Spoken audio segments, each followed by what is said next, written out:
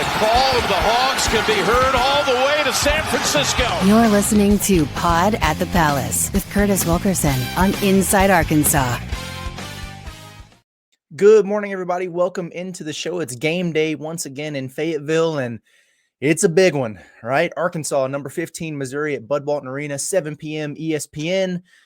Listen, if you tuned into the show yesterday or the Auburn post game or the report card or whatever, I think you pretty much know my thoughts on this situation at this point for the Razorbacks. It's winning time for Arkansas, right? I mean, the Hogs have had 3 top 10 teams in the last 4 games on the brink. They haven't been able to break through, haven't been able to finish it off. And now you've got this, resurgent, red hot Missouri team just kind of strutting its way into Bud Walton Arena. It's time for the Razorbacks to finish one off. It really is. Is it a must win? I mean, maybe not technically, but we're getting there, folks, aren't we? I mean, I think if you don't get this one, then that Mississippi State game at the end of the regular season really, really qualifies there. But it's also about stopping, momentum heading in the wrong direction. It's weird because, like we talked about, they've improved some metrics. That's great. But they've also been losing some games. Like, you don't want to take your 3rd straight loss before you get into this string of what will be must wins moving forward. So they need to get it done. They really do. We've been doing this thing the last week or two here of like, which bubble team had the best loss today? Who actually got hurt by it? Who didn't? The selection committee, I mean, they're begging somebody to solidify themselves here. At some point, someone is going to notch that needle moving win. It needs to be Arkansas. And who has a better opportunity than Arkansas does at home tonight? Figure it out in your home arena. This is crazy. Arkansas's lost 4 games in Bud Walton Arena this season. They're 2-4 in this place in SEC play. Their best win in there is Georgia, I guess. Yeah, it would have to be. The only other SEC win in there is LSU, and none of the home games in non-conference mattered. Or they mattered, but they weren't big games.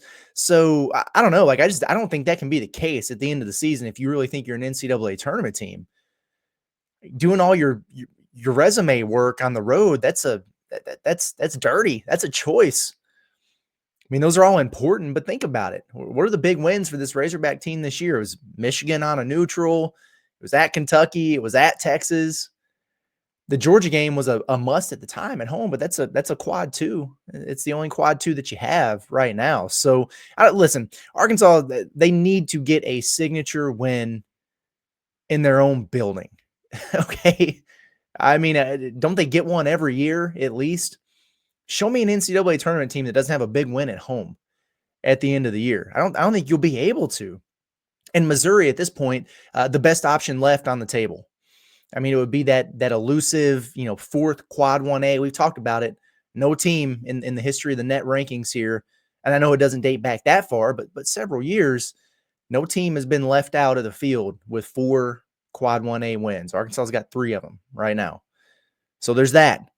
It would push you well into that safe zone, right? With, all those metrics that we talk about all the time, the net, KenPom, elsewhere, will give you an important bump in that wins above bubble category. The new one that they're looking at closely, Arkansas, I think, is at 46 or 47 this morning. You need to get that inside the top 40 if at all possible. Not a must, but you'd sure like to get there. So it's a big one, folks. It really is. And, we just hope that Arkansas is able to just play a little bit better at home than they have so far this season, because I know it's been frustrating to a lot of folks. But, folks, before we dive into the preview, I do want to tell you about our friends over at Alumni Hall. It's the ultimate Razorback shopping experience. They've got all the top brands, apparel, hats, Yetis, accessories, tailgate gear, and gifts. Every time you go in there and spend $150, and it's easy to do, because it's wall to wall with awesome stuff in there. You get a $10 reward to use the next time you come into the shop. And if you're an Arkansas student, faculty, or military, show your ID. You get 10% off in there. They're always getting new, awesome stuff in. The last time we were in there for a live show, I was rocking the DJ Wagner NIL jersey. John, I think, had that pinstripe baseball jersey on. They keep getting the new stuff rolling in there on the shelves every single week. Go in there and check them out, man. Alumni Hall in Fayetteville, 3417 North College Avenue. If you can't make it in, if you're snowed in, you got the itch to get some Razorback gear, shop online, right? InsideArkansas.com/alumni hall. That's InsideArkansas.com/alumni hall. Go check them out. It's where true Razorback fans shop. Okay, back into the preview here. Man, on one hand, I don't like the matchup with Missouri. I don't. Stylistically, it really played into their favor, obviously, in that January blowout in Columbia. And listen, Missouri they are a different animal at home. No doubt about it. I think they're not undefeated in there. They lost to Texas A&M on a late Wade Taylor 3, but man, they play with a different type of energy there. They've been really impressive in that building. They got some really good road wins too. They're just more gettable away from home. Like they beat Florida on the road. They blew out Mississippi State in Starkville. So like it's not like them coming into Bud Walton Arena and getting a win would be doing something crazy that they haven't done, already this year. It just feels a little bit more gettable when they have to travel. But boy, I remember that game like it was yesterday, and I guess it was about a month ago now. Jonas Adu got the dunk to start. Arkansas was up 2-0, and then you blinked, and they were down 18-2. The game was over. I mean, it happened in a hurry. What was it, 4 or 5 minutes into the game? It was by the first media timeout. It was 18-2. It was the last time we saw Boogie Fland on the floor. He really labored in that game, and I think you could tell that he had the injury going on. That was the first time we officially heard about it. Next thing you know, surgery, boom, he's out of there. Well, what do both teams look like since? Because a lot has changed, and our friends over at barttorvik.com, I like to manipulate the data over there. They'll tell us. So since that game was played, Arkansas has played like a borderline top 25 team just on the outside, with the number 7 defensive efficiency in the country. Not bad. Missouri, on the other hand, they profile as the number 2 team in the nation since that game was played, and they have the most efficient offense in Division I basketball. Okay. If you crunch the numbers, just use the data from February, so the last 3 weeks here, Missouri still ranks 2nd in the country at Torvik, and 2nd nationally in offense. Arkansas, 16th in the country. But they're 3-3 in the month of February or whatever, ranked 16th in the country in terms of their overall efficiency profile, and 5th nationally in defense. So you can look at the full body of work, and of course that's fair. And you see, Missouri's 20-6, and they're up there pushing for a double bye. Arkansas is kind of scuffling, trying to work their way into the tournament. They're 15-11, and you think, big advantage of Missouri. But based on the way the two teams that are playing going into this game, it's like a top 20 matchup. So let's get weird. Let's have a little bit of fun with it. I'm excited. And to me, there's just a handful of keys that stand out for Arkansas. It doesn't have to be overly complicated here. One, settle into the game a little bit. Missouri, they'll pounce on you out of the gates. They're really good at getting off to great starts. They did it to Arkansas and Columbia. We just talked about it, that 18-2 run, and it's lights out, man. It's over. And they did it the other night against Alabama. I think they scored the first 12 points of that game, and Alabama was playing catch-up the entire time. Those full momentum swings like that, you can't get that double-digit hole that you got to dig out of, because those dudes come out and go gangbusters. Arkansas's got to be locked in from the start, settle into the game a little bit, get to that first media timeout, without any of those flurries, and then you're rolling. I think that's super important in this game. Transition defense is going to be a key. Arkansas got lost a number of times early in transition. If you remember that run, losing shooters, not matched up, 2 guys guarding 1, and then there was an open 3, and they'll burn you. That can't happen. You got to be locked in transition. Arkansas's half-court defense has been tremendous. Awesome. Just got to get back and find your man. Going to be key. Speaking of shooters there, I think you just sell out and run them off the 3-point line.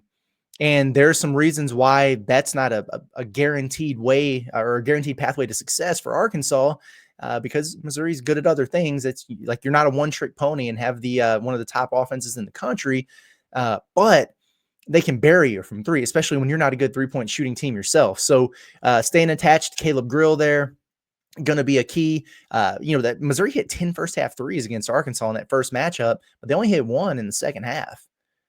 So Arkansas made the adjustments that they needed to there. You just want to do that out of the gate. You don't want to have to make that adjustment. You want to be prepared for it going in. Keep the turnovers down. And, Arkansas has been really good about this all season. They have. They struggled at Texas A&M. They had 17 there. We've talked about it a ton. Just some uncharacteristic stuff. The unforced ones, man. The careless mistakes. Those are the ones that you got to eliminate there. They only had 11 turnovers at Auburn. That's not bad at all. But there were some silly ones and some key moments that really, really cost them there. So not just limiting that total number, but the live ball turnovers. Like if you kick one out of bounds or something, or, step on the baseline, like that stuff can be frustrating, but those aren't the killers. It's the live ball turnover, like the careless passes, driving into nothing or off your foot, and then it's pick up and it's off to the races. And when Missouri gets out in transition after a turnover, it's a bucket. Those are the ones that you really got to cut out there. And honestly, as good as Missouri is offensively, they're very vulnerable on the defensive end of the floor if they're not turning teams over.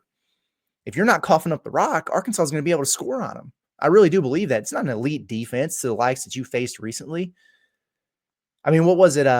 Texas A&M was 6th in defensive efficiency in the country. I think Auburn was also top 15 in there.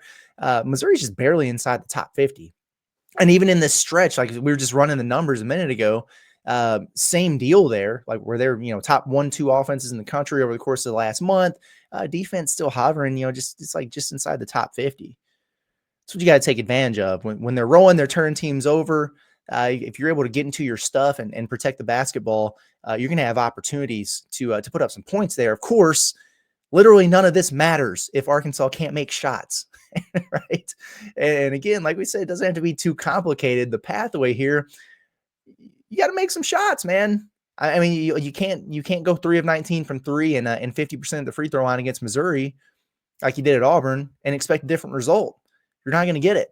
So in my opinion, I think it's important for the Hogs to win the free throw battle at home. More makes than Missouri at the charity stripe. Now, easier said than done. And we're talking about, running Missouri off the 3-point line. And while that's not a foolproof plan, the reason why is because they're number 1 in the country at free throw rate. So they attack you. They're aggressive. They get downhill. They draw fouls. They go to the line on top of knocking down a bunch of threes. And a lot of the reason why is because you have to respect the shooters so much. They tend to get defenses spread out. And they've got those driving lanes that they can attack. So Arkansas has been a lead on the defensive end of the floor. The game plan is going to be really important here, but you got to find a pathway somewhere, right? You can't be giving up 10 threes and more free throws. Like the math just doesn't math at that point. And I think a key way for Arkansas to get those points up, like get out of the 60s and play this game into the 70s, is getting to the free throw line and converting, right? Not rocket science here. And then like whatever combination you have to keep that 3-point margin close. So if they're making, 10 threes a game or whatever, can you hold them to 8? Right. And then, can you just get closer to your average? Like I'm not saying Arkansas has got to go out there and knock down 12 threes. They don't have to do anything crazy. But what do they make? 7 or so a game? Can you just get there? Because the 3 of 19 stuff it's not going to cut it in this game. It's too much to overcome. So anything else? Yeah, I mean, I also think attacking the glass is going to be key for Arkansas. There's a balance to be had there because, like we said, Missouri's good in transition. They'll catch you when you're not matched up. So that's something you have to think about. Like, are we going to send a bunch of guys to the offensive glass? If you don't get it, then you're in a situation where you're really in scramble mode getting back. At the same time, Missouri's 252nd in the country in offensive rebound rate allowed. And, like we've seen Arkansas at times, I think about the Georgia game, a handful of games in SEC play where Arkansas did really good on the offensive boards. And that's another way. Get those dirty ones, man. The cheap points, the garbage points. Muck it up a little bit in there. Carter Knox has those moments where he's really good. Like the Georgia game specifically, he's just crashing the glass like a madman. Billy Richmond, those guys crashing hard, get some offensive rebounds, some second chance opportunities. I think it'll bode well for him. Some personnel notes here. Again, Caleb Grill, if you don't remember the name from the last time, you should. He's lethal. I mean, literally one of the best shooters in the country. You just got to limit those clean looks for him. Like if you're contesting him hand in the face and he's, kind of falling away off the catch and knocking him down, there's literally nothing you can do about that. Please don't get a little overzealous there and foul 3-point shooters. Arkansas is running that habit at times. Avoid that, but contesting, limiting the shots, forcing him to put it on the deck a little bit. You really got to do that. I mean, you can't have Caleb Grill hitting 5 to 6 threes on you when you're hitting 5 or 6 a game as a team. You know what I'm saying? Tamar Bates, obviously the most well-rounded offensive player there. He had 15 in the last meeting on the wing. I think Carter Knox has come a long way defensively since then. Billy Richmond really settling in. Nelly Davis playing way better on the defensive end of the floor. I think some guys from a confidence standpoint defensively are in a better place now than they were then. Doesn't mean you're going to shut them down, but I like their odds a little bit better than I did going into that first matchup. Mark Mitchell, the Duke transfer, it's the same thing we said before the last game. He's kind of their version of a Duke Thero, a little bit bigger, not much, but he does a lot of the same things. Can Arkansas at least get that matchup to a draw, a wash? What do you have, 30? He had over 30 on Alabama the other day. I mean, you can't have him going for 30 at Arkansas unless Thero does it himself, right? So can you neutralize that matchup or win it? We'll find out. I think it's going to be important. I think it's going to be important for Big Z, right? To shake off the other, whatever happened in Auburn and return to form a little bit. And really this Mizzou game was kind of his welcome back party a little bit, because remember he was like in Adu's situation back when these two teams first met, where he just wasn't really playing that much, wasn't effective, single digit minutes. You're kind of wondering what the heck is going on there. Then he had a double-double on Mizzou. I think he had 14 and 10, and that kind of sparked him. And then he's playing more and more, and the confidence continues to build, and he's really been a breakout player with the exception of that Auburn game. So you've already had success against him. Can you do it again? Personally, I'd love to see Carter Knox more assertive, kind of hunting his offense, and Arkansas running some more action for him. As good and as efficient as he's been lately. Was he like 9 of 11 the last 2 games or something? Get that dude 11 shots in this game alone. I'm fine with that. I would love to see Billy Richmond on the floor more. I do think, like Missouri, they'll play big Josh Gray in there. They'll play the Pierce kid in the post, but there's going to be times where they'll go Mark Mitchell at the 5 sometimes. In those stretches, like Arkansas, they can afford to go a little bit smaller with the lineup. I think it opens up opportunities to get more minutes in there for Billy without having to, have Nelly off the floor or DJ Wagner off the floor or whatever. Like this is one of those matchups where you can, experiment a little bit more, I guess is what I'd say. And then, for all things holy, like can Nelly make a few shots in Bud Walton Arena, please? I am heading over to Bud after I finish recording this with a voodoo doll, some incense, like whatever it takes to some holy water. Like we're going to exorcise the demons that have possessed that man in Fayetteville. That's my goal. Like, can we get a Nelly Davis efficient offensive game in Bud Walton Arena one time this year? Once. This would be a great time for him to do it. Goodness gracious. I think it's going to be a tight game. I was stressing a little bit about it yesterday, but I feel better this morning. I just, I think about their, where they at mentally and everything. Like, are they deflated after these 2 losses? But my goodness, like you keep looking at all the projections and they're not immune to that. They're not naive to it. And you're right there. Like they've just got to get over the hump against one of these teams and notch another one of those signature victories. I think they're going to be ready to play. I hope I'm right. I hope my sense today is better than what my sense was yesterday on where this team might be from a mental standpoint. But they got to show us. They got to go out there and prove it. And, like Arkansas, yes, they are to the point where they've got to take care of their own business with the wins. You still got to keep an eye on what's going on elsewhere, because you're unless you went out, you're honestly not really in control of your own destiny. Like you need a little help here and there. Really quickly to wrap, I want to hit you guys with the bubble hate watch list for Saturday. We always do it. Let me pull up the graphic here and we'll run through it fast. Around the SEC, close eyes on Mississippi State at Oklahoma. I think this is the best opportunity left for the Sooners to kind of salvage things, and they really been struggling. What is it? 5 losses in a row now, 4 by more than 18 points. They lost to LSU at home. They need a big win in a bad way. Mississippi State coming off that huge home win against A&M. You wonder if they're going to have a letdown. I think that a loss here, that might kind of like bury those guys completely, the Sooners.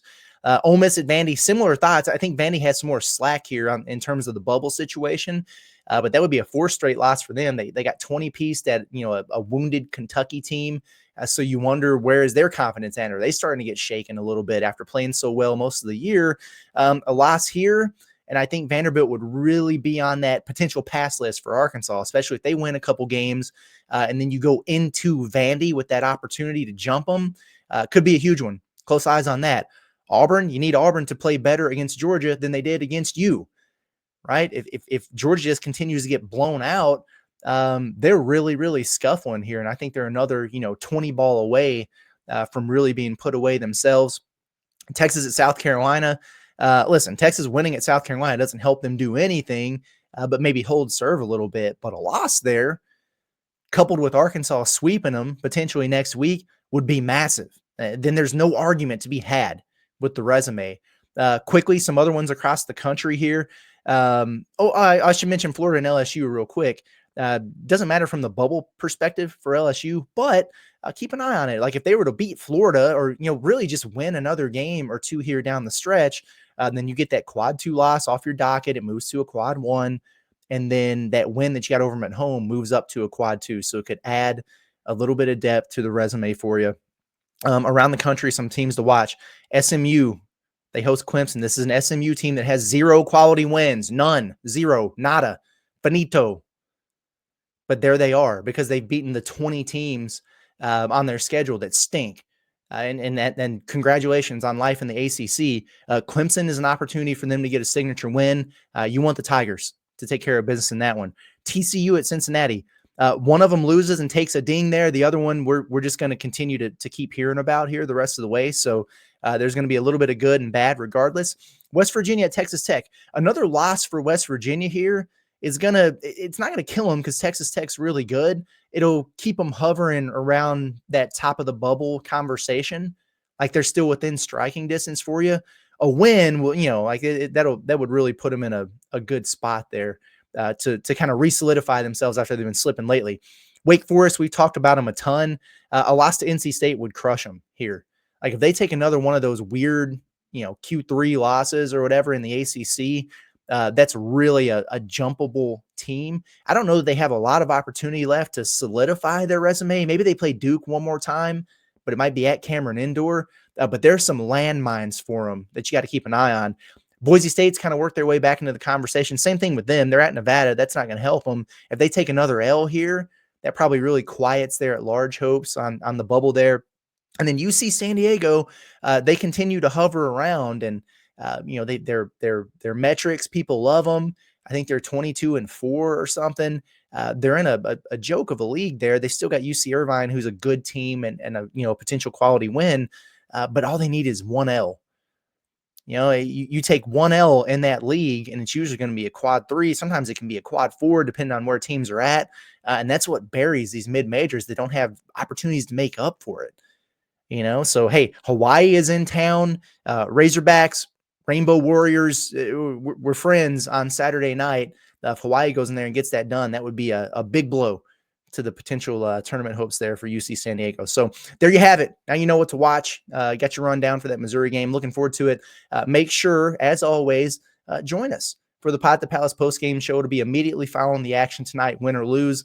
It is a reaction show. So we'll be on, give our takes for the first few minutes, and then we jump into the chat and kind of let everybody get it out of their system, whether you're fired up for a win or very disappointed following a loss. Hopefully it's the former rather than the latter. But appreciate you guys for tuning in as always. We'll be back this evening. It's been Curtis Wilkerson with Inside Arkansas. Y'all have a good one. Enjoy the game.